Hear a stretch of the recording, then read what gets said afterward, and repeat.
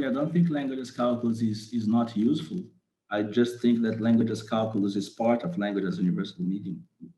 This is my position, really, in a certain sense, because in that sense, I'm not accepting the way Hintika is presenting the distinction. So this is something I really actually discovered last session. Like I was like preparing and presenting and studying for last section. There's something fishy about this distinction. And this was also always my problem with Badiou.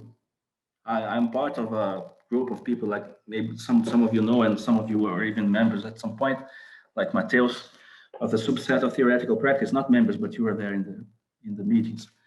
The subset of theoretical practice, and they are mainly Badiouians, and I mean, I was a kind of black sheep there because I was always thinking of, okay, but how do you know?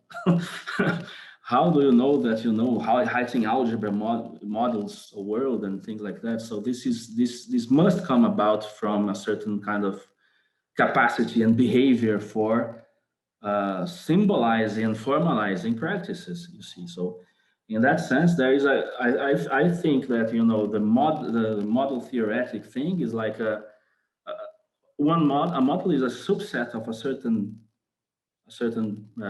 is a species of a certain genus. You see, so this would be my problem with the generic as well. That is not upholding any kind of universal medium, because the thing is, I take Badiou's critique of the one, but I don't think the universal medium is like a superset that contains all other sets.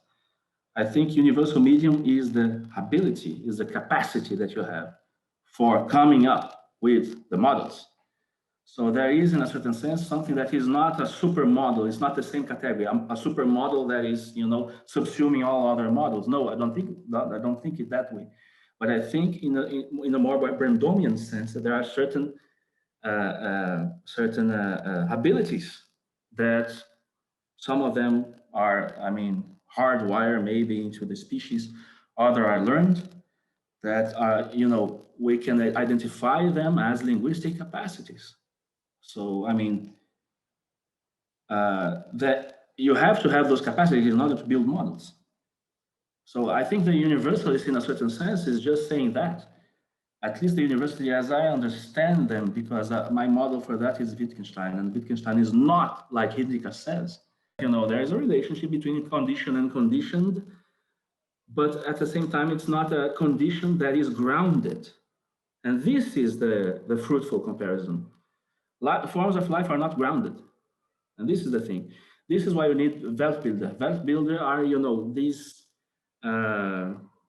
propositions that are, let us say, taken to be true from the surface of a language. We would say, as Matthew said, they look like empirical propositions, but they are not empirical propositions because they are the expression of a rule that we are engaged in.